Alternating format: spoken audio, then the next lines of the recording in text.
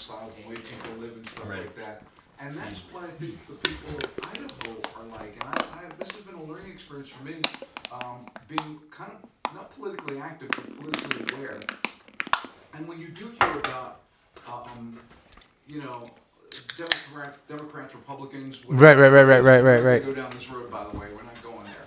Cool. But you know, there is.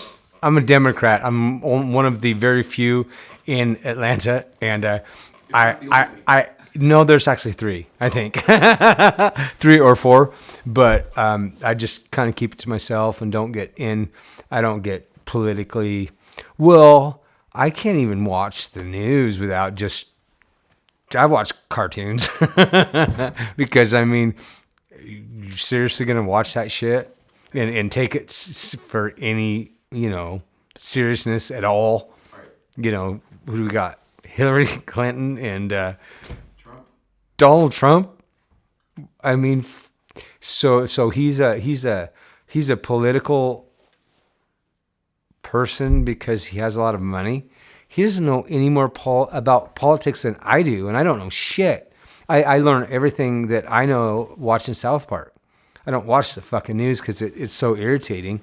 So I watch South Park, and dude, I'm informed. Are we ready to roll? Yep, we're rolling. Okay, good. So let's start with the conversation you're talking about. People were going to come up here completely unprepared, not knowing what they were in for. Right. So what was that like? I mean, tell us that conversation. So we're going to come up and we have hot dogs. Right. So basically, you get a group of kids, and they're usually young adults, but they have their driver's license. They're 21, and so they're just checking shit out, and they want to go to the mountains, and they hear Atlanta's pretty cool, and want to come up and party. And we've got kind of a reputation of being a party town. Every year, the Atlanta Days used to be called the Drunkathon. So every year we had the Drunkathon for about 30 some years, but so many people died going back home because they're blacked out drunk, and they drive off the hills. You saw the drive up here. Yeah, they drive off the ravine into the water, and so many people died. We kind of got a bad reputation, and so we had to change the Drunkathon to Atlanta Days, and I think that happened about 6 years ago. But anyways, like you said, so there's kids coming up here. Oh yeah, let's go to Atlanta and party. And heard they've got cool hot tubs up there, and yeah, everything's gonna be great. And that's just so they grab, apparently what they have, or there'll be 3 of them in a a little sedan, so some little Honda or Toyota, sedan, and like I said, a 6-pack, half a pack of cigarettes, some hot dogs, and then they think they're going to come up here for like 3 days and a quarter tank of gas, and there's no gas station, there's no Jackson's, there's nothing. You can't buy anything up here. I mean, you come prepared, or you don't come. Please. Because if you do, then I got to take care of your dumb ass, because they're going to be, wandering around, and and you can spot them, from a mile away. It's like, oh God, what do we have here? And it's like, oh yeah, well, boy, this is great. And did you got any cigarettes? Can I bum a cigarette from you? And oh yeah, can I get one too? Oh, can I get one too? And I'm like, all right, so you guys, so you're out of cigarettes. So you're heading back tonight, or what?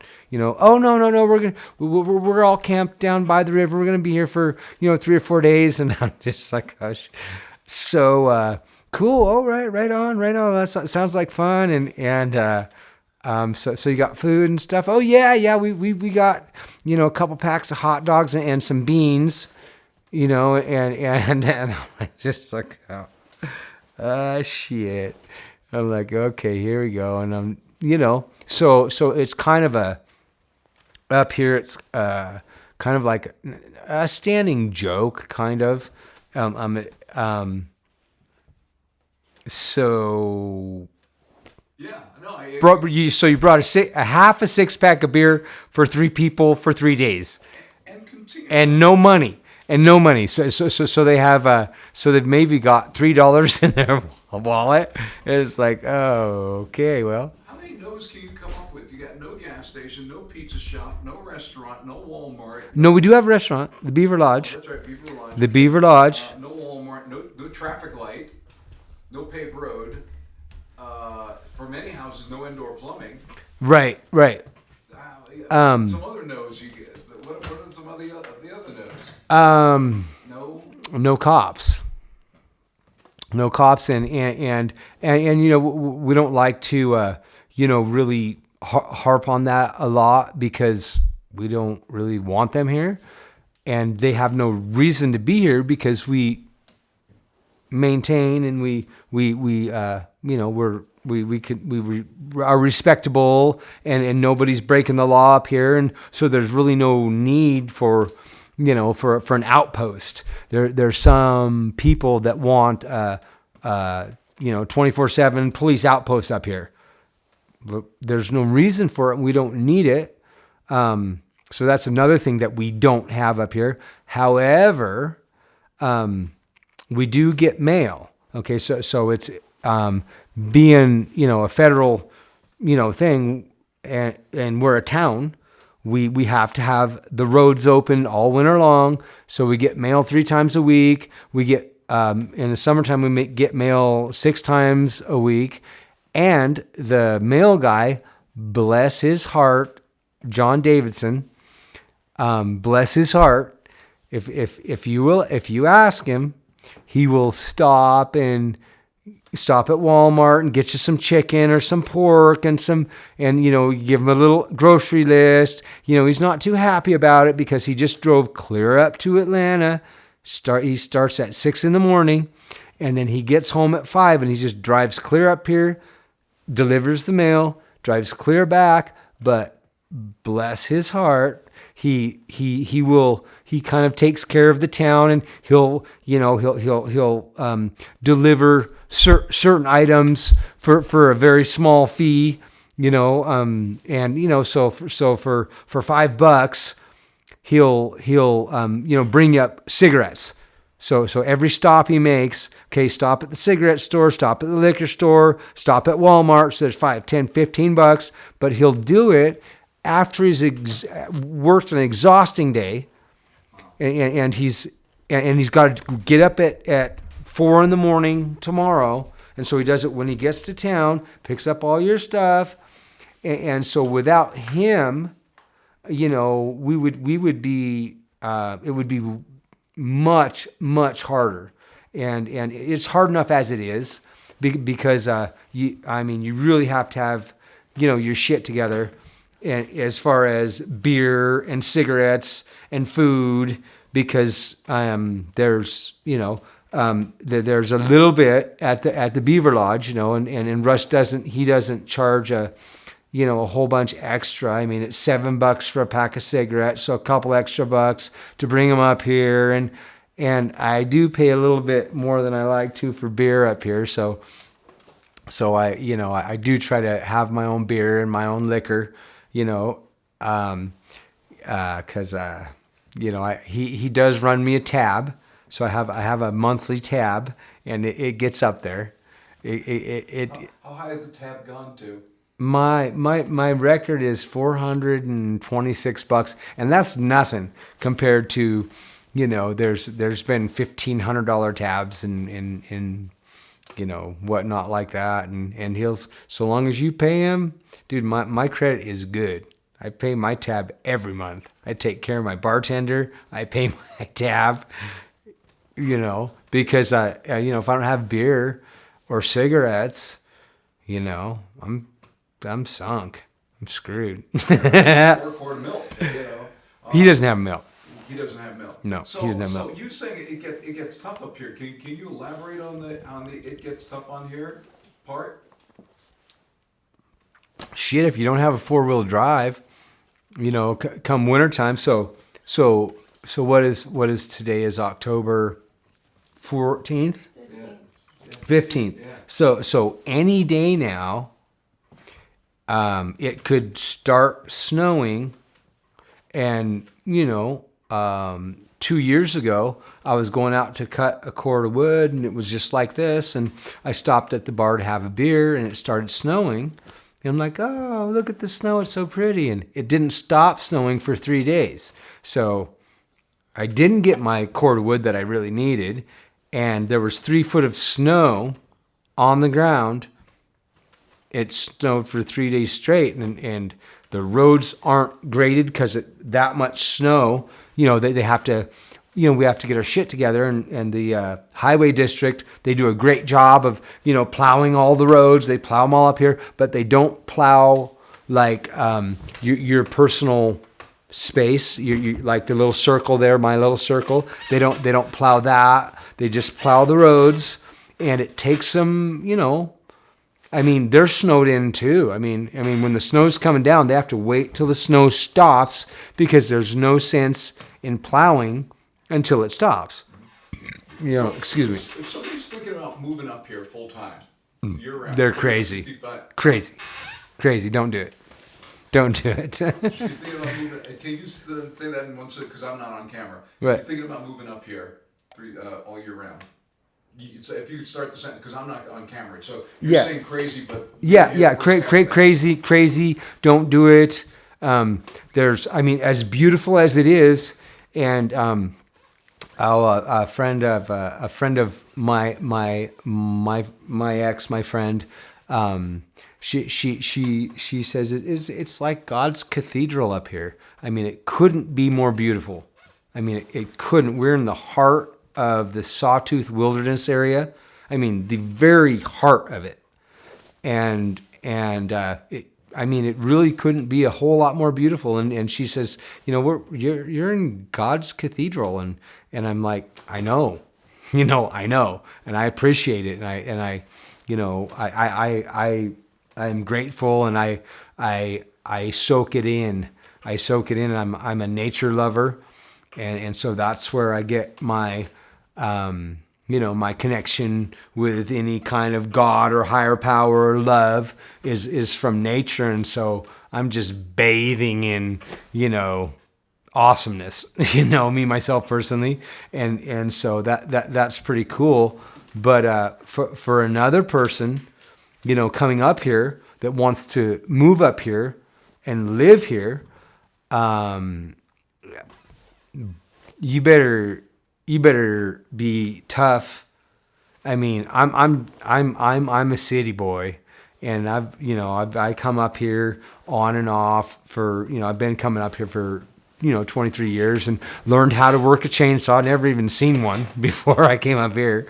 Learned how to, so I can cut some wood, and that's one of my prized possession is my chainsaw. And but cutting wood is not easy. Shoveling snow is not easy. Splitting wood, stacking wood is not easy. Bringing wood in every fucking day and stoking your fire. Getting up in the middle of the night because you're freezing and putting wood on the fire is not easy.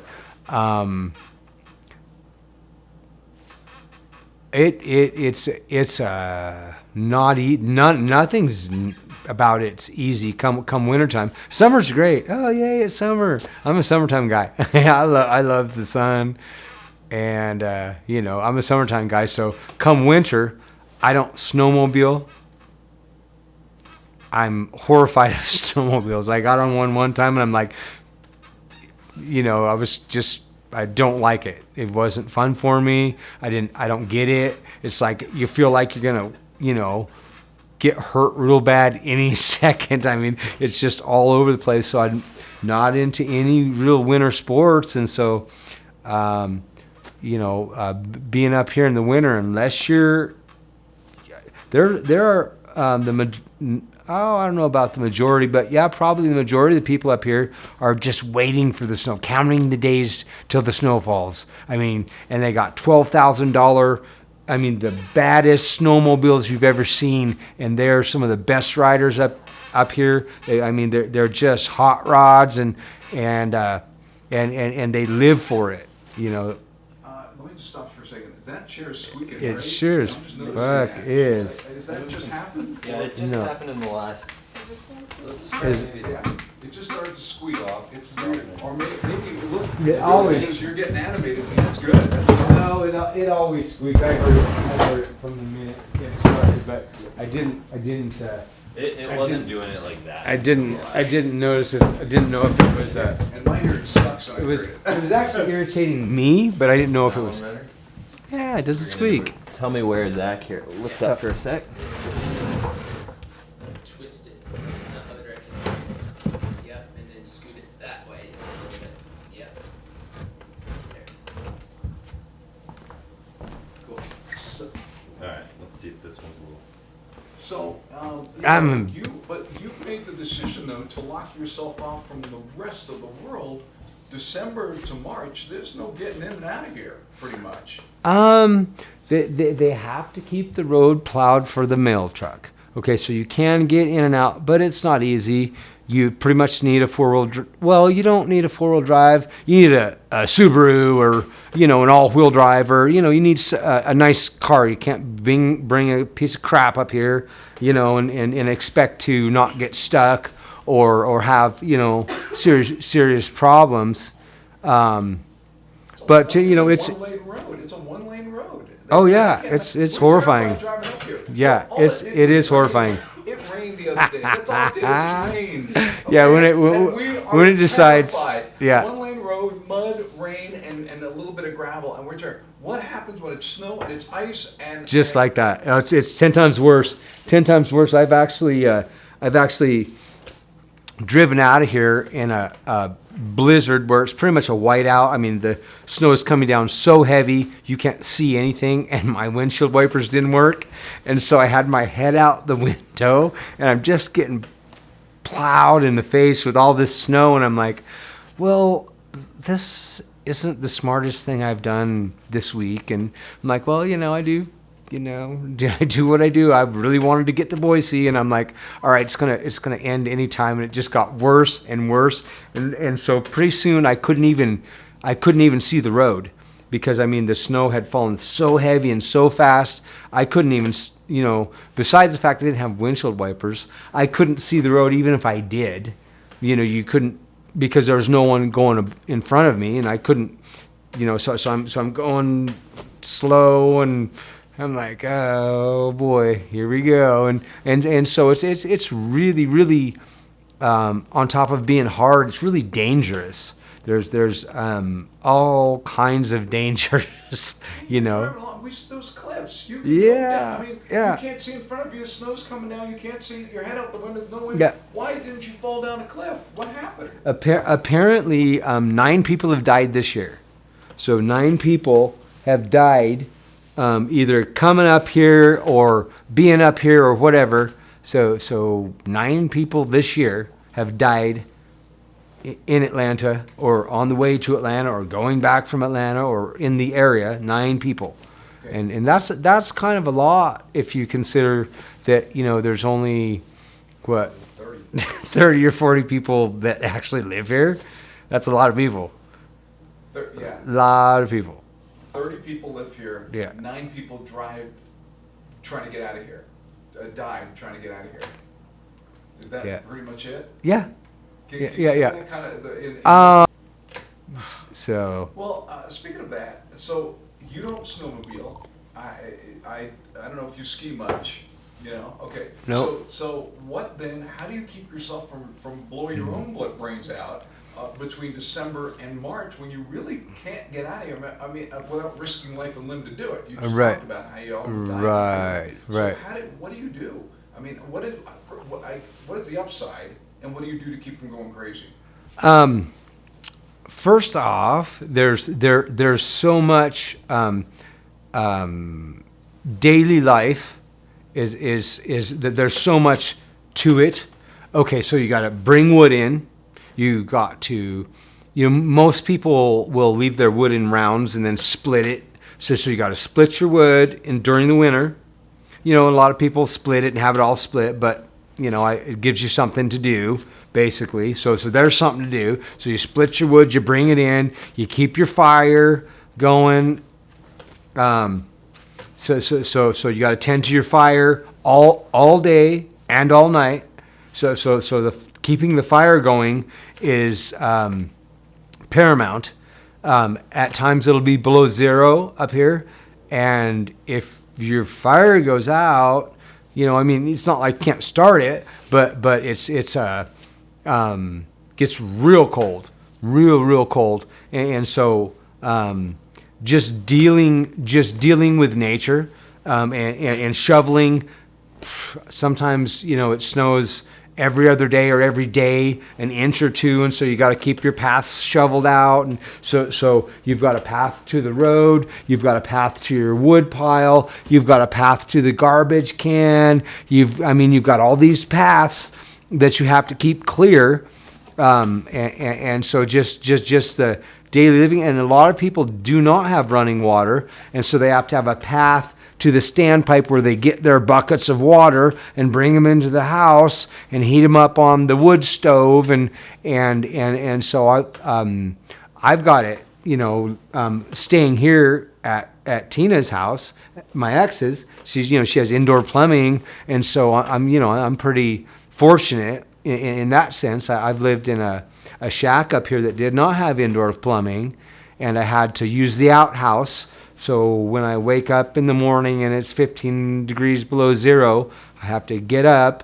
I have to go to the bathroom because I just woke up, and have to put my coveralls on and my shoes, walk out there and sit on a 15 degree below zero toilet seat. And so it's there's a lot of just to keep yourself busy. What do? You try to survive.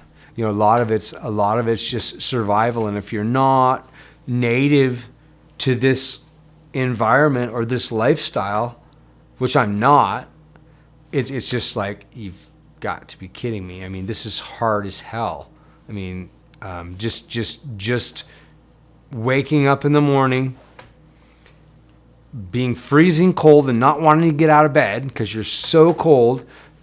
You got to start the fire and then make yourself coffee and get warmed up, okay, and then just the grind of the day, just getting through a day is a lot for a city person. So if you think you want to move up here, and you're not from a mountain area, or you're not you weren't born into it, and you weren't cutting wood since you were 5 years old, it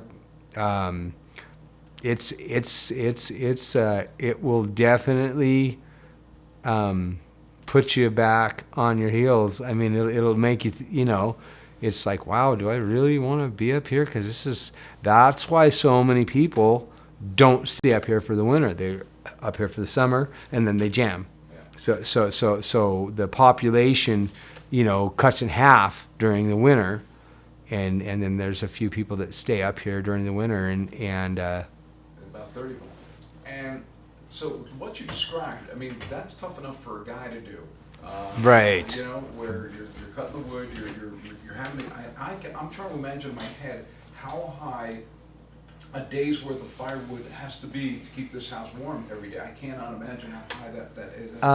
So that wood in that little that's a little bassinet, baby bassinet, or what the hell ever that is.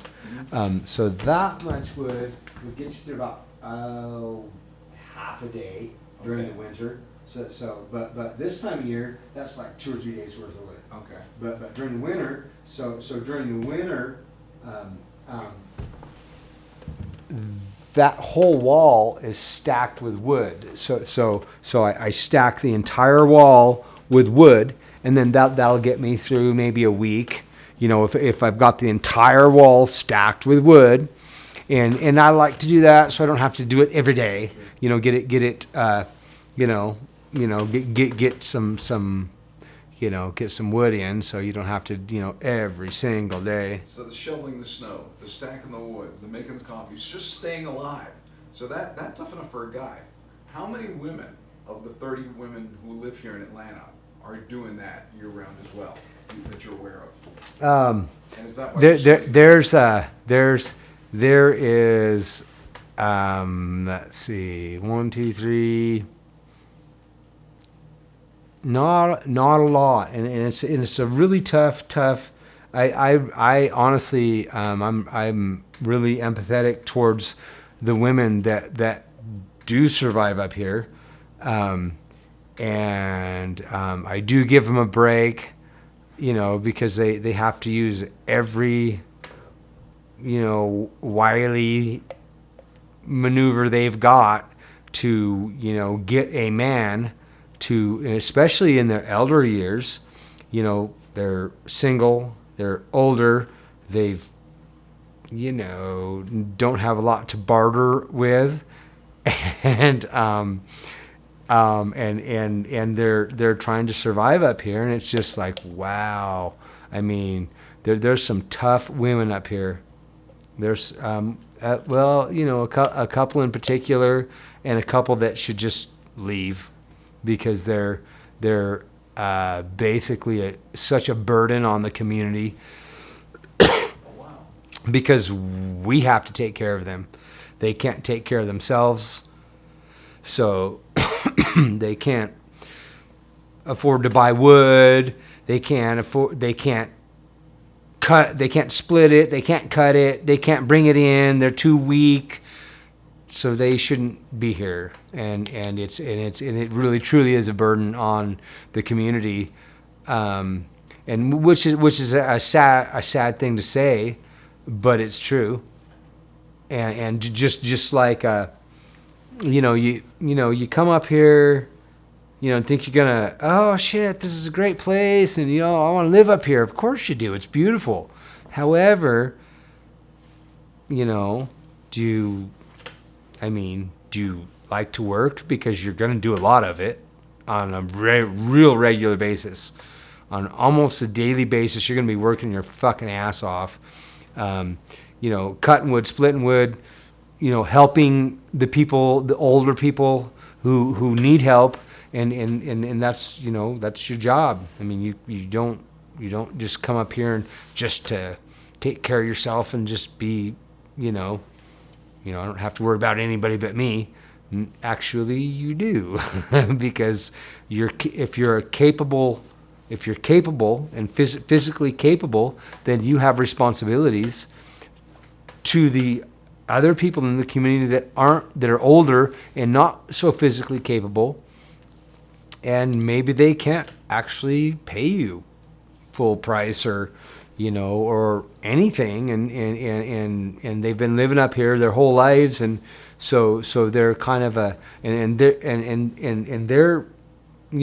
not a burden. They're a responsibility, and everybody takes it upon themselves to help those people. So I guess it's a fine line.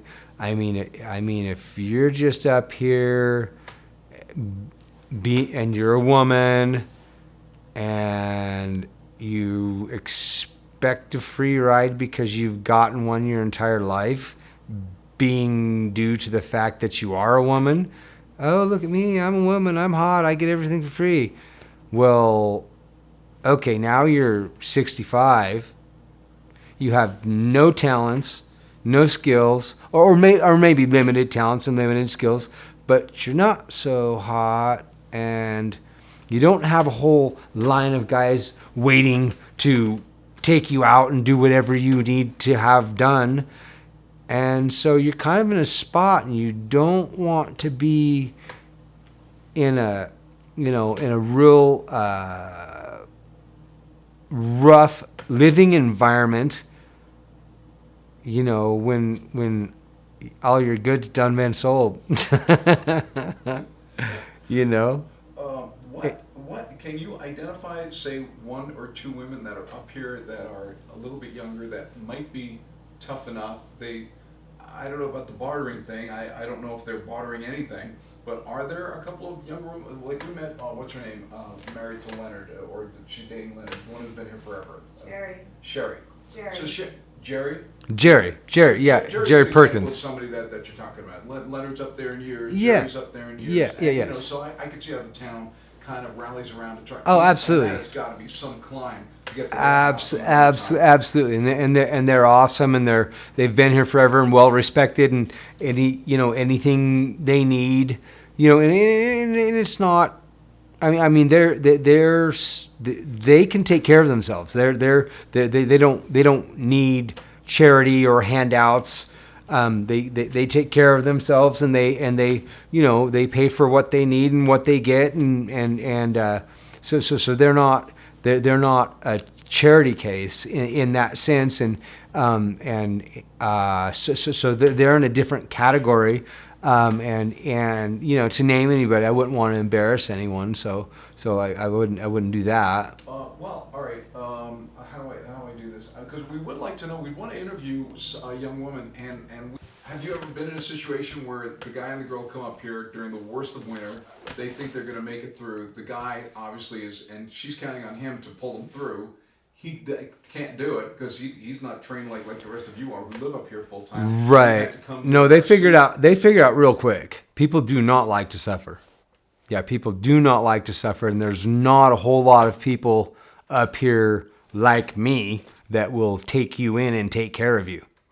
I mean, there's not. Most people will just say no, but you might want to go talk to. And then they'll think of the person they dislike the most in town. You might want to go talk to this guy and ask him, because I'm pretty sure he's got what you need, and so they figure it out pretty fast and they leave pretty fast. Who is that person in town that the person is most disliked? They'll call somebody. In other words, if they were going to send somebody to say, hey, why don't you call the worst person in town, because I'm not going to deal with it. Who's Right. that worst person in town? Well, once again, I'm not saying any names, but I can think of a couple that people, that would be their favorite person to say, oh, go ask. Oh, he just lives up here. Go ask him. I'm sure he's got some gas that he'll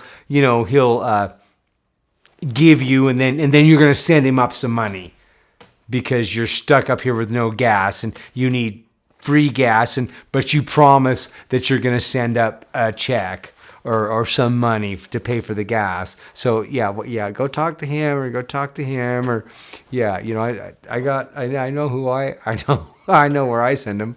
But generally speaking, I just kind of take them in and kind of let them see that they're basically out of their element, and they accept that real quickly. It's not like they're oh, I'm going to stay here no matter what.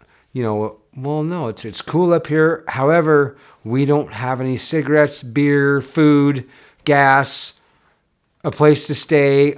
Maybe we should go back to town. And so it's basically just common sense that would they don't Okay. make it very long. These 2 or 3 people that are on that list of yours, you know who that list is? Mm-hmm. Okay, we know that one of them, their first name begins with the letter B. Mm-hmm. Got that one. That's the town favorite. Yeah, well, shit. I'm the town.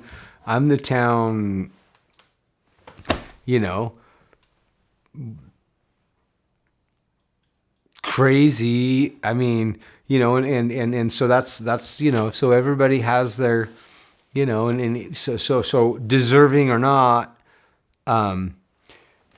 This guy is a fucking prick.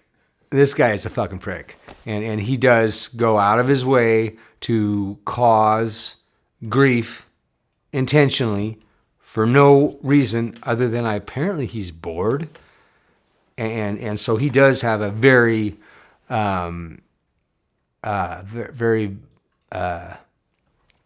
a reputation, and he just plays like it doesn't exist and just ignores it and plays like It's not even there. But he does have. He's very talented. He's very intelligent, and he's very helpful and very. He gets paid for his work. And so he does have a purpose in this town, not only being the whipping boy. I mean, and I play that part too. As far as being the person who does the dumbest things in town. But generally I don't involve anybody but myself. I mean, so I'm not hurting anybody. I may be be doing stupid things myself, but I'm not, okay, come on, you guys, let's go do this, and except for sometimes. How did you earn the moniker of Crazy Larry? Or Left Field Larry? Because, I do basically, I do whatever I want whenever I want to do it. And I don't have, I don't consider the social norms. Those aren't mine. I mean, nobody asked me about them, and so I just do what I feel is right for me, which could be anything. And I don't even know what it is, so I'll wake up tomorrow and not really know who I'm going to be or what I'm going to feel about a situation I felt yesterday, or so I'm pretty out there. And I've come to, that's just my life. So I am used to that. But other people are just like, dude, what are you doing? I'm like, oh, just, whatever, and so you're really, so you're cutting wood in sandals and shorts, really? I'm like, well, yeah, my feet get hot in those boots. They're not comfortable, and it's hot out, so I wear shorts and don't wear a shirt because it's hot. And well, shit, like pants are gonna stop a chainsaw from cutting your leg off? Probably not. I mean, but boots might help, Boots. I started wearing boots this year, and they are so cool. It is so good to wear boots while you're cutting wood. My feet don't get all tore up. I mean, my feet are just tore up from climbing up and down the mountains, and so now I wear pants and boots and a shirt, and so my arms aren't all cut up from loading wood, and I'm just like, wow, it's been years of cutting wood? 10 at least, probably more, closer to 20. So Yeah. So this is the 20 first year after 20 years. After 20 years, you've now. I wear boots. I'm really proud of them too. But one of my buddies Steve Kramer gave them to me, and so I gave him. I mean, they're brand new Cabela's, and they didn't fit him right, and so I got him cut him some wood and in trade for him, and because I was very appreciative, and I'm like, damn, these are cool as hell. The rocks don't hurt my feet no more. Is there a landmark moment that people collectively have that give them the reassurance that you are Left Field Larry? I mean, is there the one moment that they point to? Oh, no. It's just, no, it's always constant. It's a constant daily thing. I've been coming up here, like I said, since I met my ex, and then, but since her dad died in 2000, so it's been 16 years that I'm almost a local, and to be a local, you kind of need a sponsor. If you're coming up here randomly, you need an anchor.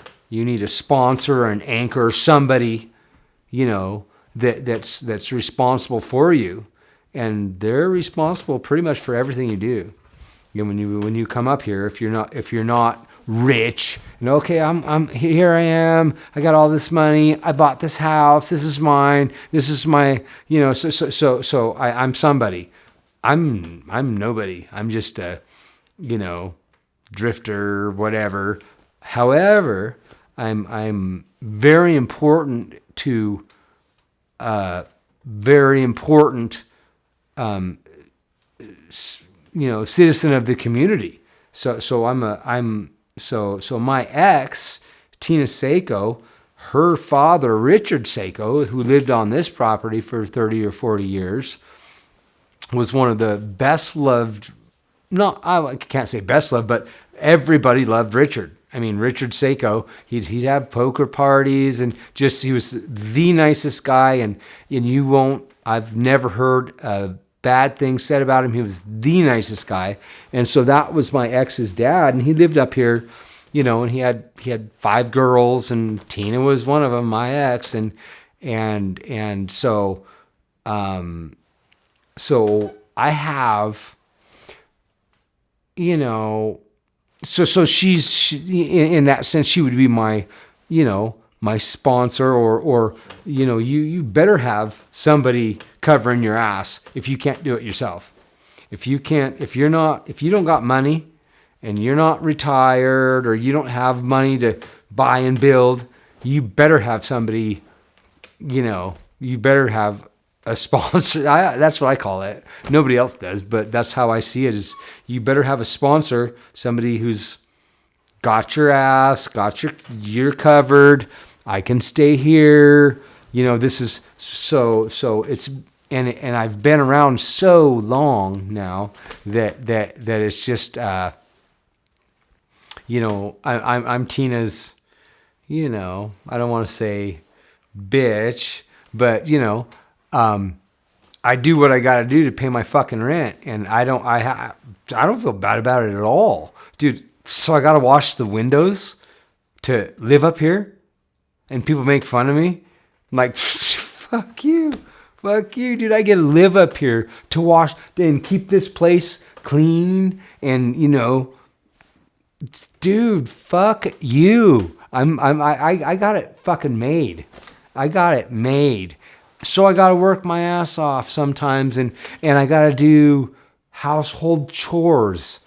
Dude, I was a janitor for 3.5 years, and I loved it. I loved it. It was one of my favorite jobs, being a janitor. I love to clean. I'm OCD, I can clean some windows. Oh man, dude, these are some clean windows, and I love it. I love it, and so it plays into my, mental situation, and she loves it, and I love it, and she is Tina Seiko. Okay, so there's a lot of Seikos up here. So there's Jim Seiko, there's Gene and oh, not Gene, I'm sorry. I can't remember their names, but the other Seikos over there. I'll get caught for that one. Anyways, but there's been a lot of Seikos up here, and so Tina doesn't have to give a shit or be nice, or she's Tina. And she's up here. She's up here full time? No. So this is her place, and you're here. This is her place. Her dad died. She had 5 sisters. It got inherited. They got, it was their inheritance. She bought them all out and built this cabin. So this is her cabin. She doesn't come up, maybe 5, 6, 7 times a year, and throws a big, brings up the grandkids, throws a big party, and I'm always here to do all the cooking and cleaning, and not always. Wait, she brings up the grandkids. Yeah. Her grandkids. Mine too. Your grandkids. Yeah. Wait a minute, you're 30 something. No, I'm 51. What? Yes. Mind blown. I'm thinking, when she said Tina's grandkids, I'm thinking, okay, well, Tina's got to be in her 50s. What's this dude in his 30s doing with Tina in his 30s? No, I'm 51. She's 62. So she's 11 years older than me. Yeah. Look amazing. From living up here. Wow. Can I like grab a beer? Yeah. Cool. Yeah, so we can pause for a moment. Right on. Damn, dude. I thought he was like a couple of years older than you guys. So then you guys are terrible. I look like shit. Yeah, I don't know. I used to think that was pretty cool, looking real young, but then now I'm just like, dude, is there something wrong with that? Do I have like a pituitary problem or something? And I'm not aging properly, or Embrace it, live it. You know how people Yeah, get no shit, surgeries right? to look like you? Well, what? You want to look like Joey Nama? who? Obviously he looks like Yosemite Sam because he Yeah, does. because the distance You're between saying you Sam. and Joe is 7 years. You know that, right? He's only 7 years older than you. Beer? Damn. Anybody? Joe. No, not me. You? Beer? Serious? I got all kinds of. There's a beer. Sure. No, there's a beer. But of course. This is great. There you go. Thanks, Larry. Yeah, well, I just have come to accept it over the years. Just, it's just like whatever. So I don't, well, I don't look that old because I don't think old. I don't think old at all. I think brand fucking new. I mean, my thoughts are new every day. I don't know what they're going to be. I don't know who I'm going to be tomorrow. And so it's like, they are new. And so it's not like, I think, more conventional humanity is, you know who you are, and you're going to wake up tomorrow and you're pretty sure you're going to be the same person tomorrow because you've been, you're pretty much the same. You wake up the same person every day because that's who you are. Me, I wake up tomorrow and I may have just, pretty much, I have no idea who I'm going to be tomorrow. You may want to be a gynecologist and start practicing for you. Talk about back to survival a little bit here, and certainly sex is a survival thing, but getting back to this, you've been up here since you were 7 years old, basically, on pretty much full-time the last couple of years, but since you were 7. Can you describe some of the harshest winters and how bad it got up here and how people were stuck up here and what they did to survive? I mean, what was that like? Some of the worst winters where you're just here for like a week, 2 weeks, and you're not getting out. Snowed in. Well, first off, I wasn't here since I was 7. I was in Meridian, and then I met Tina Seiko in 1993. So it's been, what is that, 23 years? Okay. Go. Okay, so just Okay. keep I it straight. I misheard something and we were talking together. Right. Yeah. So I moved to Boise to Meridian when I was 7 years old. So I was so basically, so if you subtract 23 from 51, you get 27, 28. okay. So I've been up here 28 years. or 28 years old, or 28 years. Oh, how old are you? You're 28 then when you did it. Okay. So I came up here when I was 28. Yeah. So since I was 28, dude. So one time I'm coming up and I got this Jeep truck, and got it from my at the time he was one of my best friends, Steve Jensen, and anyways he sold me this awesome Jeep truck, and I was way into Jeeps. I had like 6 or 7, and anyways he sold me this Jeep truck, gave me a good deal, and so I'm bringing it up here, driving it up, and it's winter time and it's cold as hell, and I'm just shit-faced drunk, and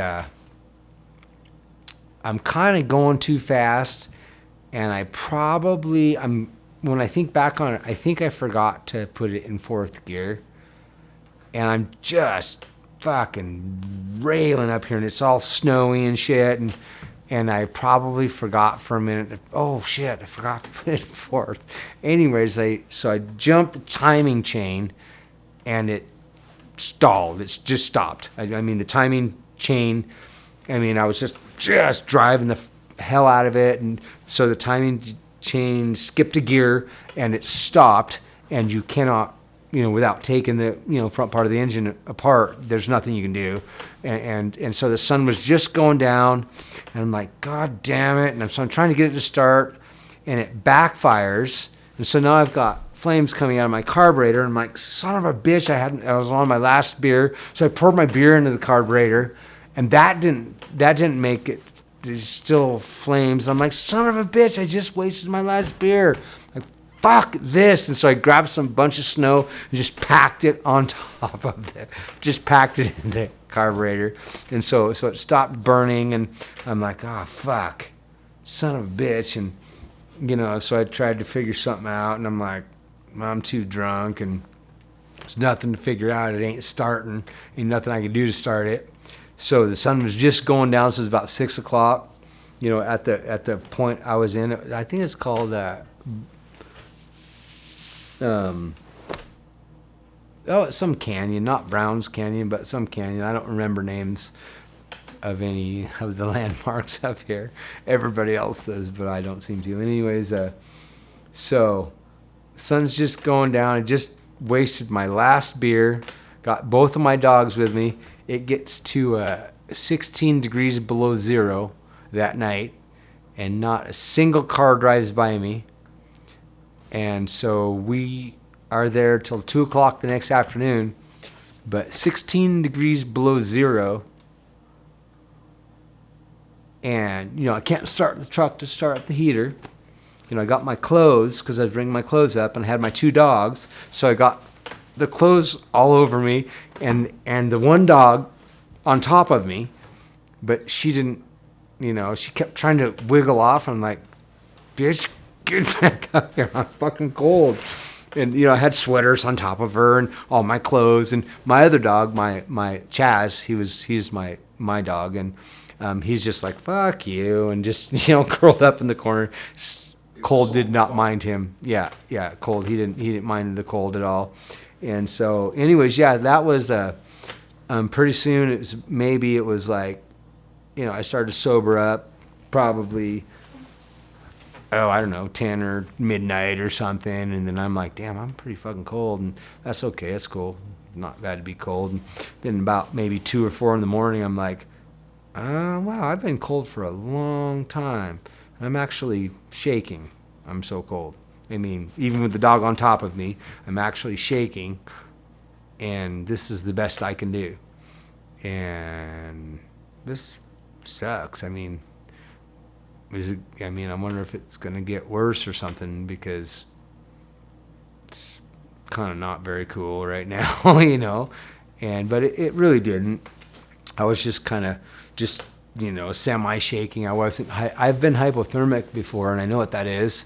And that's not cool at all. Hypothermic is horrible. But so I was just kind of shaking. And so I just kind of continued to shake until the sun came up. And then I finally got out. And, I was coming up, so I had all my supplies. And I ate some food. And it was 2 o'clock till the next afternoon till the road grader came down. And he's like, Larry, what are you doing? And I'm like, thank God. I had just given in and thought, fuck it, dude, I'm gonna have a good time. I'm gonna start me a little fire, start me a campfire, and just hang out and kick it. Fuck it, this is suffering bullshit. I'm done with it. So if I have to live here, this is where I'm gonna live for the rest of my life. I don't care. But, this is fucked. And so, then Jerry Hardy, he was the guy who just retired last night. But anyways, he was the road grader, and he's like, Larry, what are you doing? Like, oh, fucked up my truck. And he's like, oh, well, shit. Well, let's fucking drag you home. So he towed me home, and but yeah, no, that was for me personally. That was. I almost got scared.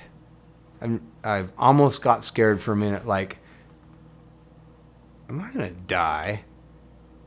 Because I'm fucking cold, and it's not getting better, and my dog won't stay on me. and and I'm just like, I almost got scared, but not really. I'm just like, fuck it. I don't give a shit if I die anyways. So, that kind of eliminates the fear factor. It's like, that would be a cool experience. I have not experienced that as of yet, being that I'm still alive. You feel like you were there 2 days. But can you describe what it was like maybe being in town where it just snowed and snowed and snowed and it got up to 4, 5, 6 feet, 7 feet, whatever, 10 feet. I have no idea how bad it got. Three. And the 30 of you are stuck here, and how are you all helping each other out? And so how high was the snow? Who helped out who? What did y'all do to stay alive?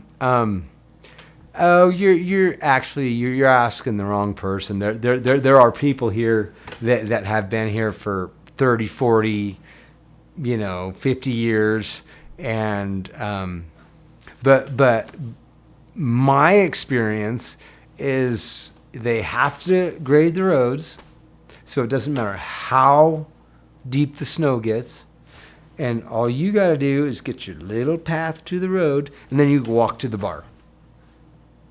Just hang out at the bar. Walk to the bar, hang out at the bar, and that's where everybody congregates because, we're kind of, socked in.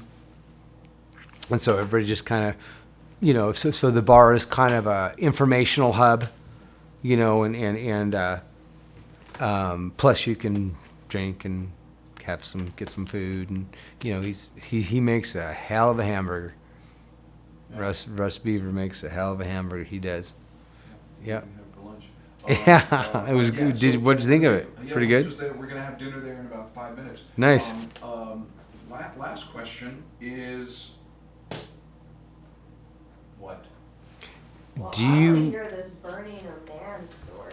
Oh yeah. Oh, there's endless stories, but they're kind of pointless. They're just pointless. I mean, dumb shit that she did. Just dumb shit that she did. You got a lot of those stories. A lot. Yeah. Yeah. Walking around naked, almost burning a guy. No, burning him. Oh. Yeah, we did. We actually burned him. We actually did pour gas over his head and set him on fire. So, well, I did. Well, because he wouldn't fucking leave me alone about it. He's like, dude, come on. Started splashing gas on me and lighting me on fire. I'm like, you little fucking bastard. I'm like, Jesus Christ, I don't, all right, so I'm gonna have to deal with this. And so I'm thinking about it. I'm like, all right, so if I light him on fire, he wants to knock me out. I don't want to be knocked out any more than I want to light him on fire. However, he's lighting me on fire. He's throwing gas on me, trying to, get me riled up. And I'm like, all right, I guess I got to deal with this. Jesus Christ. And so I'm like, all right, how about this? So I light him on fire, and then I run and hide in the outhouse, and he can't find me. And then I don't have to get knocked out. That's the best I could come up with. So I'm like, all right, fucker, let's go. So fucking doused him with gas. We put a little hat on him so it didn't get, so his hair didn't light on fire. And had another guy waiting with this wet blanket, this wool blanket that was all soaked. And so he was waiting to douse him, to douse him. And so I poured gas on him, lit him on fire. And started laughing. I didn't expect to start laughing, but I started laughing. And this guy just tackles him, and with this wet wool blanket and puts him out. And I'm laughing. And I didn't realize that I would start laughing and that I should be running towards the outhouse. But I'm laughing so hard just because, what a fucking idiot.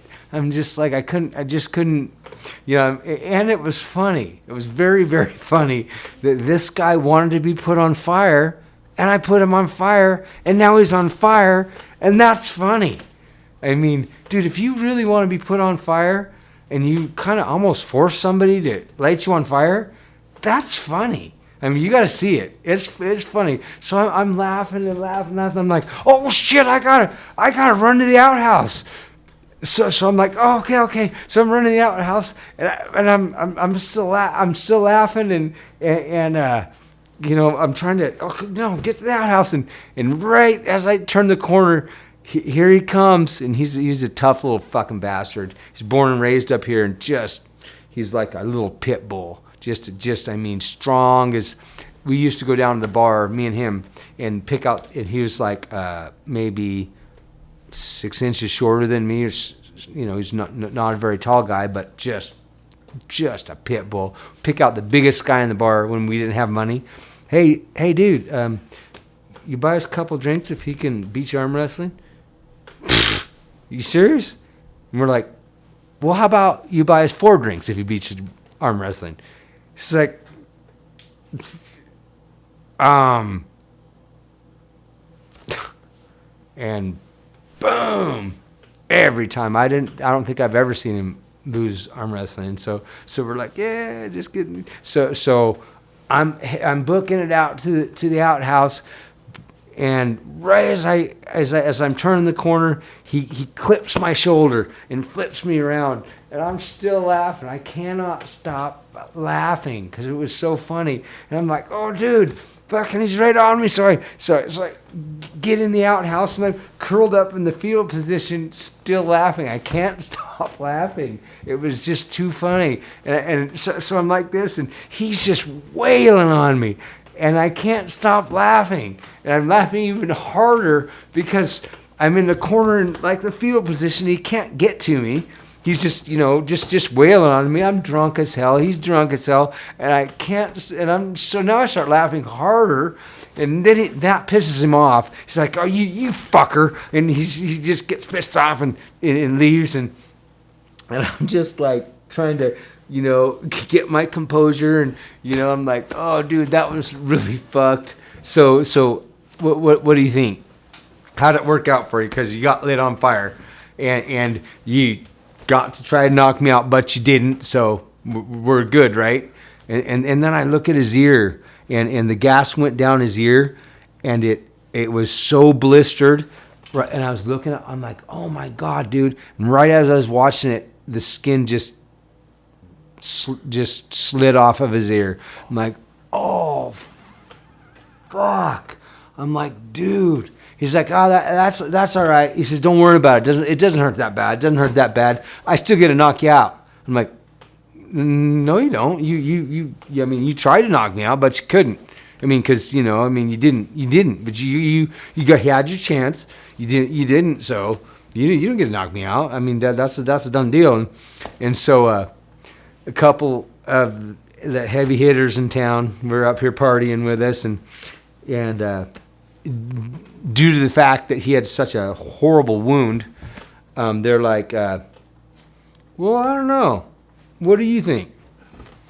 And he's like, the other dude's like, well, I don't know. He hasn't been knocked out yet, so apparently, I guess he gets to get knocked out. He gets he still gets to get knocked out, and I'm like, fuck that shit. This is a mean little fucker, and he's a mean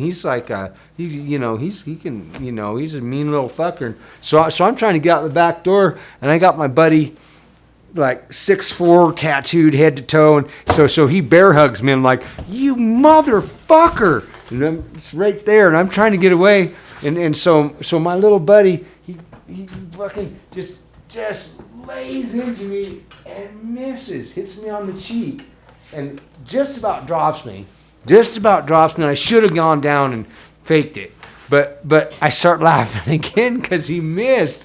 I'm being held, and he missed. But he hit me pretty hard right on the cheek, and I start laughing again.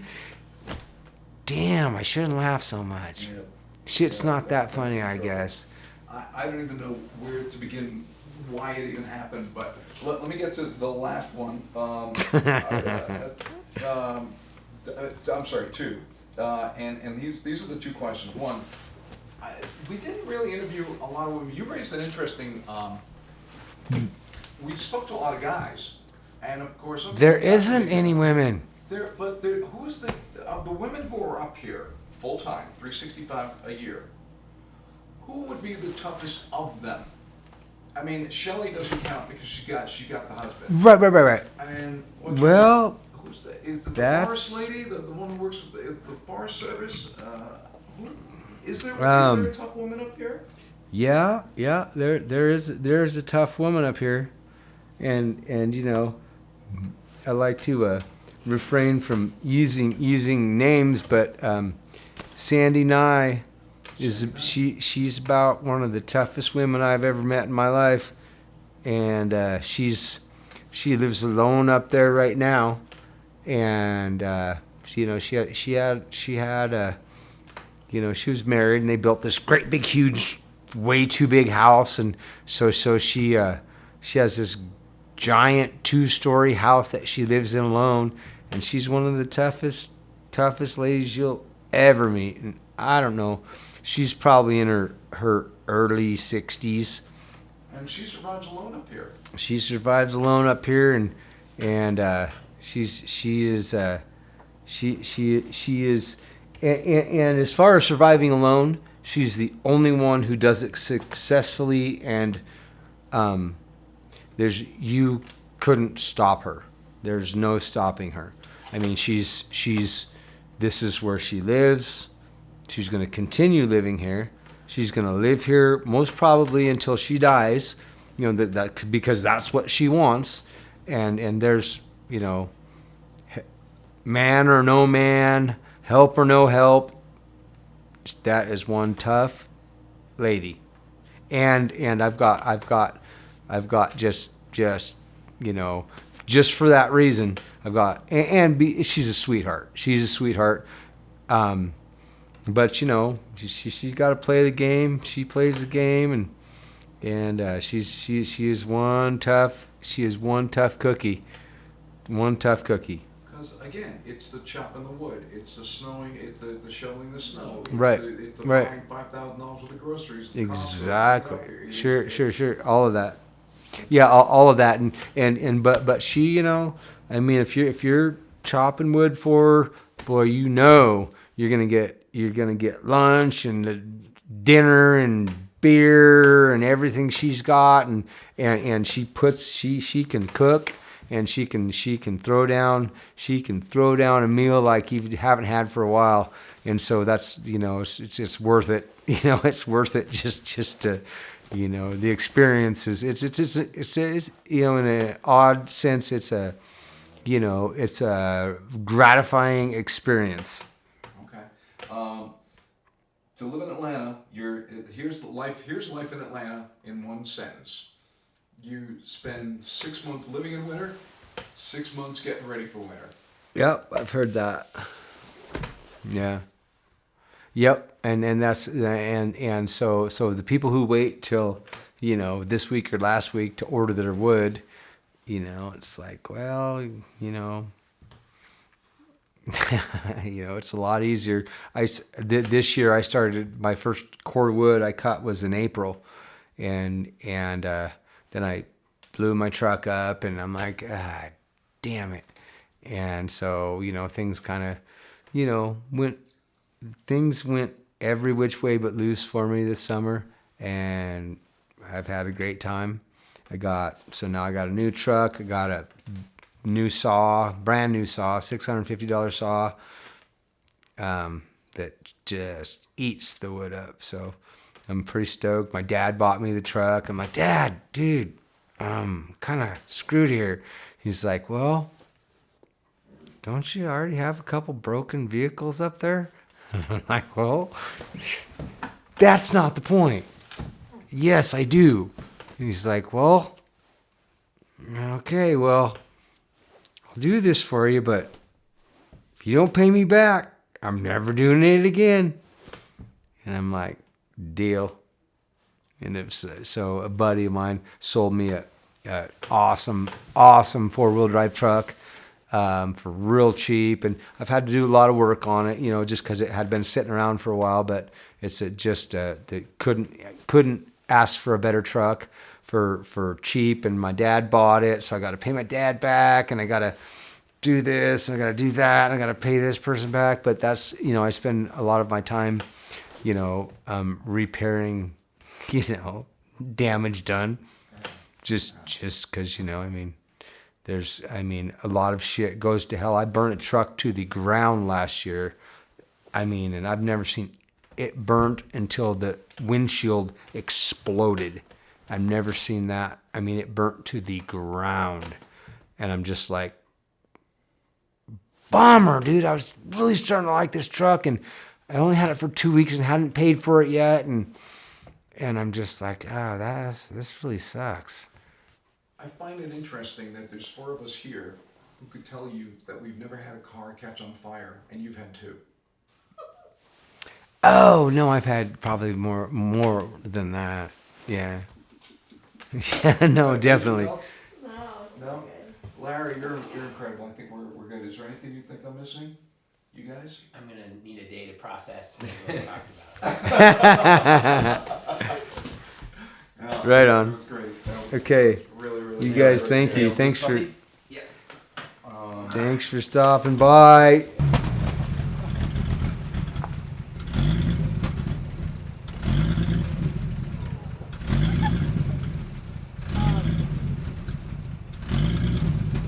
I'll take you up there. Oh, you don't have to do that. You got about no chance if I'm not there. I don't know how you're doing it. You're about to burn up another truck here? Yeah, it happens a lot. Don't worry about it. Okay. Yeah. We're just going to take a picture up here. Plus, he's going nice. Okay. All right, we're just taking a photo.